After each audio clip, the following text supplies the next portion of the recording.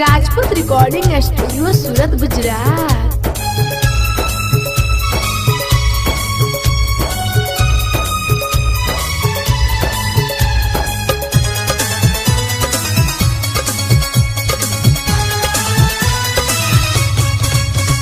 बुता के ढिबरिया बुता के ढिबरिया बुता के कोनो काटली ही जगह टिका के सामान धके रोवे लगबू। अच्छा सामान धके रोवे लगबू। ऐसा सामान धके रोवे लगबू। अच्छा सामान धके रोवे लगबू। बुता के ढिबरिया बुता के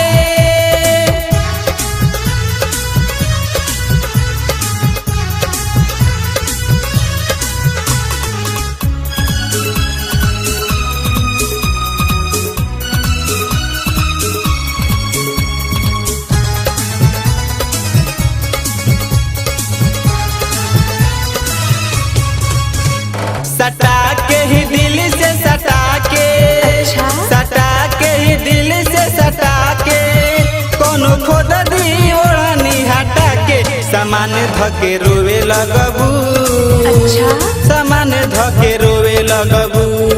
ओहो सामान धके रोवे लगबू। सामान धके रोवे लगबू। बुता के ढिबरिया बुता के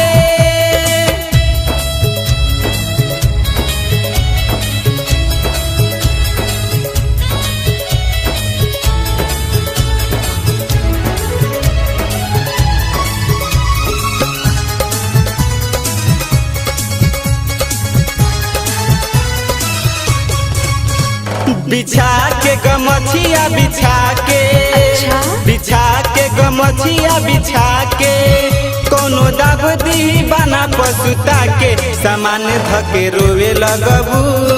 साचो सामान धके रोवे लगबू। अच्छा सामान धके रोवे लगबू। सामान धके रोवे लगबू।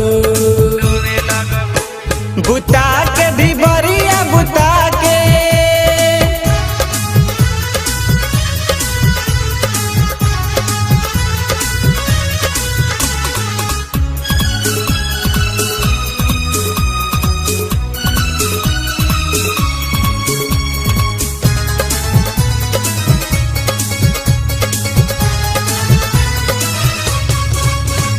पोल्हा के ये बबुनी पोल्हा के ये बबुनी पोल्हा के अच्छा कोनो माजा मारी अंगूरी लगा के सामान धके रोवे लगबू। आई रे सामान धके रोवे लगबू। ऐसा सामान धके रोवे लगबू। सामान धके रोवे लगबू। बुता के ढिबरिया बुता के